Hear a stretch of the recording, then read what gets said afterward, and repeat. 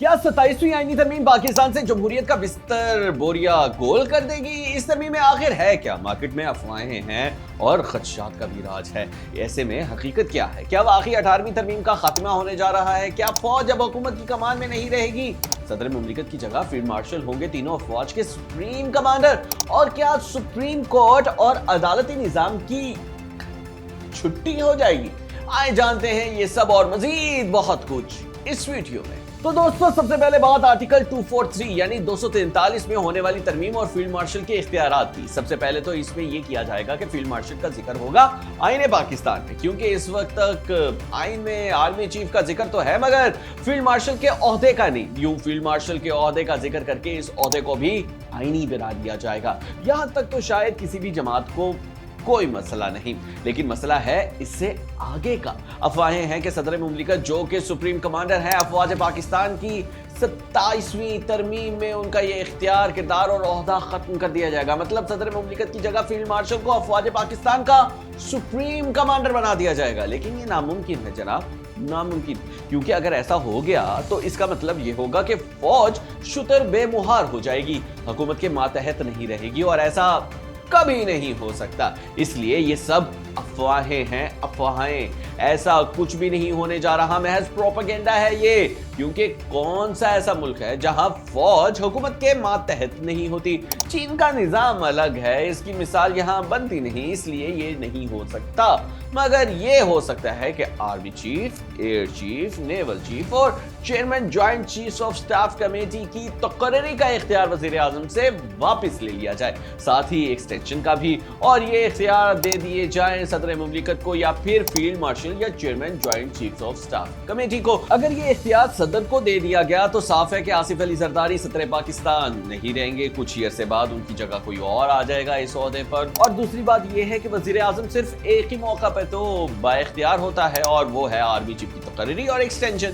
جب یہ دونوں اختیارات ہی لے لیے جائیں گے اس سے، تو پھر وہ واقعی میئر اسلام آباد بن کے رہ جائے گا۔ اور اگر یہ اختیار فیلڈ مارشل یا پھر joint chief of staff committee کو دے دیا گیا تو اس کا مطلب یہ ہوگا کہ فوج اپنا سربراہ خود چنے گی۔ اللہ جانے یہ ہوگا یا نہیں، لیکن ابھی تو صرف افواہیں ہیں۔ لیکن اگر ایسا ہو گیا تو میرے خیال سے اچھا ہی ہوگا، کیونکہ آرمی چیف کی تقرری اور ایکسٹینشن کا اختیار بے تحاشا وزرائے اعظم کے گلے پڑا ہے۔ کئی ایک فارغ ہوئے ہیں اس کی وجہ سے، اس لیے بہتر یہی ہے جناب کہ فوج اپنے معاملات خود طے کرے، خود فیصلہ کرے کہ اس کا چیف کون ہوگا۔ یوں کم از کم وزیر اعظم کی جان عذاب میں نہیں آیا کرے گی۔ اور یہ بحث بہت پرانی ہے، پاکستان کی سیاسی جماعتیں، سول سوسائٹی اور سیاسی پنڈت دلائل دیتے رہے ہیں کہ فوج خود چنے اپنا آرمی چیف۔ اسی لیے اگر فوج اپنے سربراہ کو چننے کا اختیار خود لے لیتی ہے تو یقین کریں اس سے اچھی بات تو ہے ہی کوئی نہیں۔ جمہوریت مضبوط ہوگی اس سے، اب چاہے یہ اختیار فیلڈ مارشل کے پاس آئے یا پھر جو مرضی میکانزم بنایا جائے۔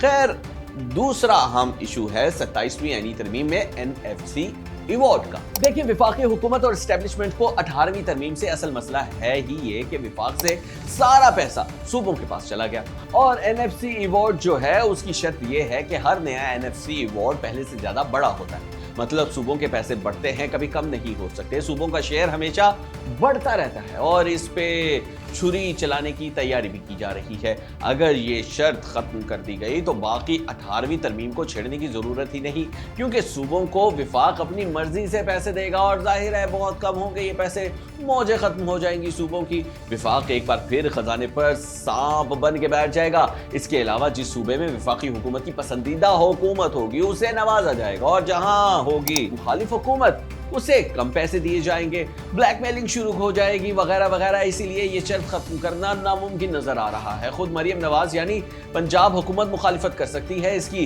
رہی پیپلز پارٹی تو وہ تو کبھی نہیں مانے گی، کیونکہ اس کی سیاست ختم ہو جائے گی۔ پیپلز پارٹی کا ماؤنٹ ایوریسٹ سے بڑا کارنامہ ہے 18ویں ترمیم اور NFC ایوارڈ۔ وہ اسے اپنے ہاتھوں سے ختم کر کے کیوں کرے گی سیاسی خودکشی؟ ویسے بھی پیپلز پارٹی کی سندھ اور بلوچستان میں حکومت ہے، وہ اپنی ہی حکومتوں کا حق کیوں دے دے گی وفاقی حکومت کو؟ اس لیے 27ویں آئینی ترمیم میں NFC کے صوبائی مالی تحفظ کی شرط تبھی ختم کی جا سکتی ہے کہ اگر کوئی معجزہ ہو جائے۔ ہاں، البتہ آئینی عدالت ضرور بنائی جائے گی، اور پیپلز پارٹی کو اس پہ کوئی اعتراض بھی نہیں، بلکہ یہ تو اصل میں مطالبہ ہی پیپلز پارٹی کا ہے اور وہ بھی دہائیوں پرانا۔ میثاق جمہوریت میں بھی آئینی عدالت کا قیام طے پایا تھا، اس لیے آئینی عدالت بنے گی اور ڈنکے کی چوٹ پہ بنے گی۔ کسی مائی کے لال میں ہمت نہیں ہے کہ اسے روک سکے۔ رہی سپریم کورٹ تو وہ دیگر کیسز سنے گی، یوں اس کی وہ اہمیت نہیں رہے گی جو اب ہے۔ لیکن چیف جسٹس کون ہوگا؟ آئینی عدالت کا، اور باقی ججز بھی۔ تو قوی امکان یہی ہے کہ ججز کی عمر 70 سال کر دی جائے گی۔ ریٹائرڈ جج کو بھی آئینی عدالت کا جج بنایا جا سکتا ہے، تبھی تو قاضی فائز عیسیٰ کا نام آ رہا ہے آئینی عدالت کے نئے چیف جسٹس کے لیے۔ لیکن ان کا بننا مشکل ہے۔ ہاں، آئینی بینچ کے سربراہ جسٹس امین الدین خان آئینی عدالت کے سربراہ بھی بن سکتے ہیں۔ ویسے ان کا نام چیف الیکشن کمشنر کے طور پر بھی سامنے آ رہا ہے، کیونکہ چیف الیکشن کمشنر کی تعیناتی پہ بھی گیم ڈالے جانے کا امکان ہے۔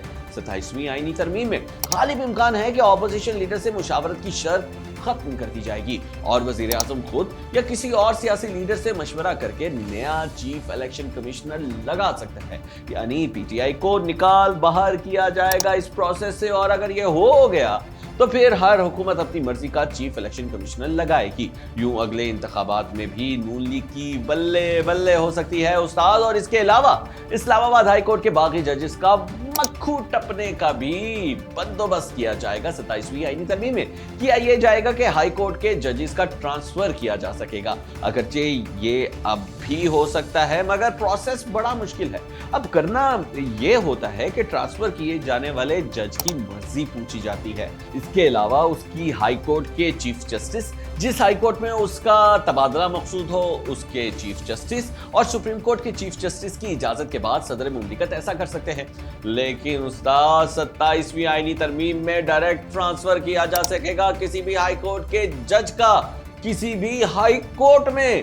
کیوں اسلام آباد ہائی کورٹ کے باقی ججز کو ادھر ادھر ٹرانسفر کریں گے، اور صرف اتنا ہی نہیں بلکہ جو جج آنکھیں دکھائے گا نا اسے کہیں اور پھینک دیا جائے گا۔ یوں عدلیہ کی آزادی شدید کمپرومائز ہوگی اس ترمیم سے۔ لیکن کہانی یہیں ختم نہیں ہوتی، کیونکہ ایگزیکٹو مجسٹریٹس بحال کر دیے جائیں گے۔ یہ مجسٹریٹس عدلیہ کے نہیں بلکہ انتظامیہ کے ماتحت ہوتے ہیں۔ انہیں 2 سال تک سزا سنانے کا اختیار ہوتا ہے، اور یوں جو احتجاج کرے گا، مجسٹریٹ موقع پر کارروائی کرے گا، اسے 2 سال کے لیے جیل بھیج دیا جائے گا۔ یعنی ایک تو عدالتی اختیار انتظامیہ کے پاس آ جائے گا، دوسرا پولیٹیکل وکٹمائزیشن بھی شروع ہو جائے گی۔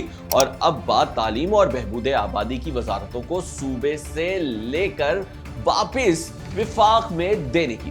تو دوستو یہ کام بھی ہوگا 27ویں آئینی ترمیم میں، بلکہ اس کے ساتھ ساتھ معدنیات کی وزارت بھی وفاق کو واپس دی جا سکتی ہے۔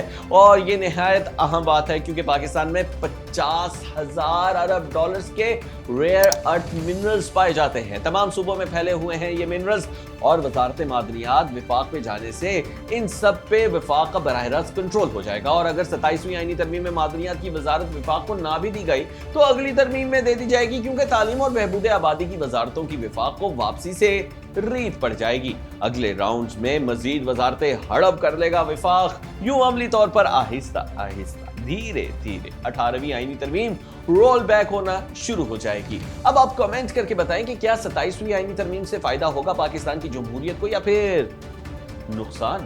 اور ہاں، ویڈیو کو لائک کیجئے، شیئر کرنا مت بھولیے۔